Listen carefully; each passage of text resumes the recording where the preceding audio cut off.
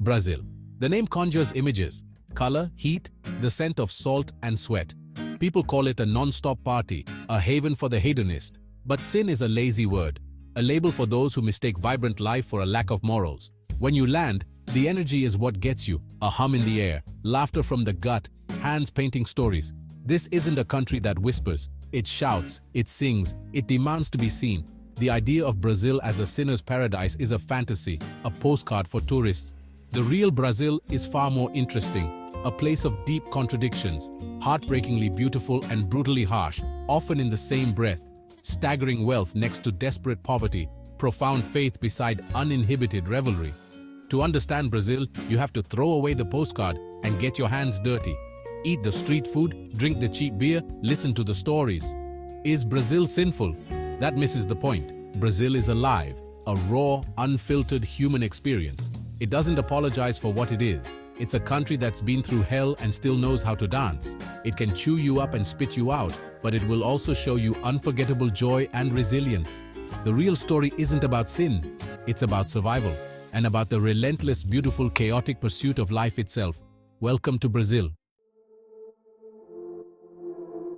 Forget the travel brochures. Let's talk about the real Brazil. The 6 a.m. alarm, the crowded bus, the daily grind. This is where most Brazilians live, a world of hustle, selling, fixing, running. You see it in the eyes of the woman selling pão de queijo at dawn. Life is constant motion, a push against a tide that never lets up.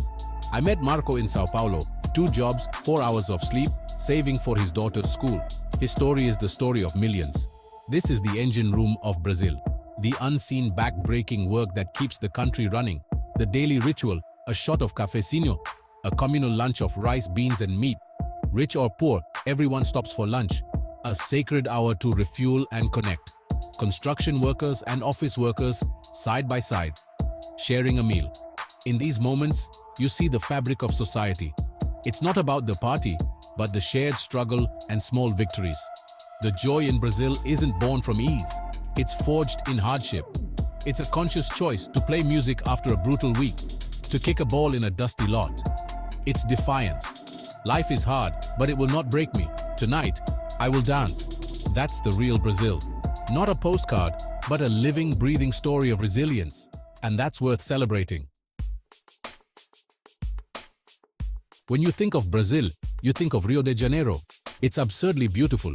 Mountains erupting from the sea, Christ the Redeemer watching over it all. Legendary beaches like Copacabana and Ipanema are the city's living room. Rio is a city of the body, sensual, alive, unforgettable. But Rio is not all of Brazil. Just hours away is Sao Paulo, a sprawling, relentless ocean of concrete and steel.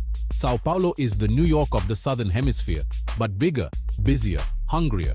No pretty mountains, no iconic beaches, just work, ambition, and drive. The beauty of Sao Paulo is hidden in a tucked-away restaurant, an art gallery, the energy of its people. The contrast between Rio and Sao Paulo tells you everything.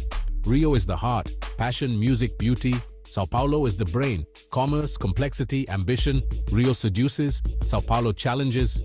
To know only one is to misunderstand Brazil. And then there's Salvador, with its African roots and mystical energy. Manaus, gateway to the Amazon. Each city is a different chapter in Brazil's epic story. To understand Brazil, you have to travel it, see how the landscape, history, and people change. It's not one country, but a continent masquerading as a nation. That's the real Brazil. Let's talk about the Sin, Carnival. For 5 days, the country stops. Rules are suspended. It's a national exorcism. In Rio, the Sambadrome parades are legendary, but the real heart is in the street blocos. Thousands dancing, sweating, celebrating. It's pure, democratic chaos. Everyone is welcome. The beach is another pillar, not just for sunbathing, but the great public square. Deals are made, families gather, romances begin and end. The famous tiny swimwear isn't about sin. It's about comfort with the body, a lack of shame. On the beach, all bodies are on display, not for approval, but because they exist. Then there's the night, not just clubs, but the boteco, plastic chairs, cold beer, fried snacks. It's where conversations flow, friendships are forged, music spills into the street. Samba, bossa nova, forró, the night is alive. Nightlife isn't about escape, but embracing life, squeezing every drop from the day. Is this sin? Or just a different way of living? Maybe what some call sin is a deep understanding that life is short, bodies are temporary, and joy is a resource to be cultivated. Carnival is a release valve for a year of struggle. The beach is about community. The nightlife is about connection. To call it sinful is to misunderstand it, is to see the color and miss the painting. In Brazil, joy is not a reward, it's a necessity. That's the real celebration, and it's for everyone. You can't understand Brazil without its food. Feijoada, the national dish, black beans and pork slow-cooked, shared with friends. In Bahia, African flavors shine in moqueca, a fish stew that's pure poetry. Churrascarias, temples of meat, endless skewers of grilled picanha. Music is Brazil's lifeblood. Samba, bossa nova, forró. It's not just heard, it's felt, spilling from cars, bars and balconies. Samba is the heartbeat of carnival. Bossa nova, the sound of longing. Forró, the dance of joy. Music is everywhere, a constant soundtrack, a source of pride, a universal language. And then there's football. Futebol, not a sport but a religion. The country lives and dies with its team. During the World Cup, everything stops. Football unites, favela or penthouse. The passion is the same. The Maracana Stadium is a temple, a symphony of chanting and raw emotion. Food, music, football, the holy trinity of Brazilian culture. They're how Brazilians celebrate, mourn, connect, and tell their story. They're not trivial, they're essential. To share a meal, a song, or a match is to glimpse the heart of Brazil.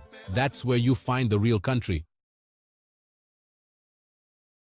It's easy to be seduced by Brazil's beauty, but look closer, and you see the scars.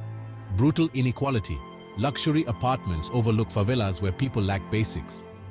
Two worlds, side by side, separated by a chasm of opportunity. Violence is a fact of life. Robberies, stray bullets, a constant hum of anxiety.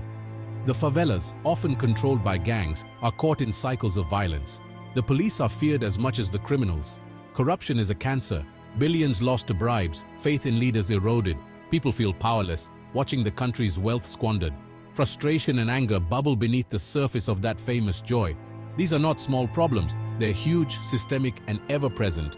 But the beauty of Brazil is not in perfection. It's in the dignity, generosity, and joy people find despite it all. The smile is real, but it knows pain, and that makes it all the more remarkable. Brazil's resilience is its true beauty. So why do we go? Why does Brazil pull us in despite its problems? Because Brazil offers something rare, real adventure. It's wild, unpredictable, and demands your attention. You can't sleepwalk through Brazil, you have to engage, and it engages back. The natural beauty is staggering. The Amazon, the Pantanal, Iguacu Falls, endless beaches. It reminds you of the power of nature, makes you feel small in the best way. But more than the landscapes, it's the people. Brazilians are warm, open, generous, inviting you in, sharing food, treating you like family. There's a curiosity, a desire to connect, to share their world. This human connection cuts through stereotypes and headlines. It's why travelers leave a piece of their heart in Brazil. Ultimately, we go to feel alive. Brazil is louder, brighter, more intense, a full-body experience. It's not always comfortable, but it's always real. And in a world full of fakes, that's worth traveling for. How do Brazilians maintain their legendary lust for life amid chaos? It's not ignorance, they know their problems. But there's an unspoken agreement. Don't let the problems win. Joy is a necessity, a tool for survival, a form of resistance. It's the samba circle in a bar, the foot volley game at sunset, the all-day family barbecue. Brazilians master the present moment, carving out happiness wherever they can. There's a concept, finding a way, improvising, making things work. This spirit applies to happiness too. If the system doesn't provide joy, you create it. This positivity isn't naive, it's a choice, an act of defiance. You may not change the system, but you can control your spirit. You can choose to dance, to sing, to gather with friends. That's the great lesson of Brazil.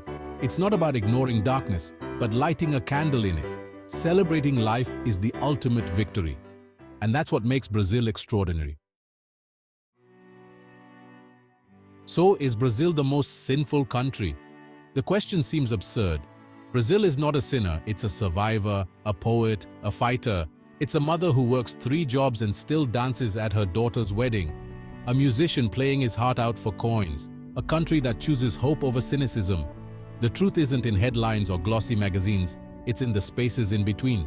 In the taste of outside, the sound of laughter, the glance between strangers when a favorite song plays. It's in the resilience of its people. Brazil is 1,000 realities at once, messy, complicated, deeply human. To know Brazil is to embrace its contradictions, to love its beauty and acknowledge its pain. It will break your heart, then put it back together, stronger. Life here is lived out loud, with passion and feeling.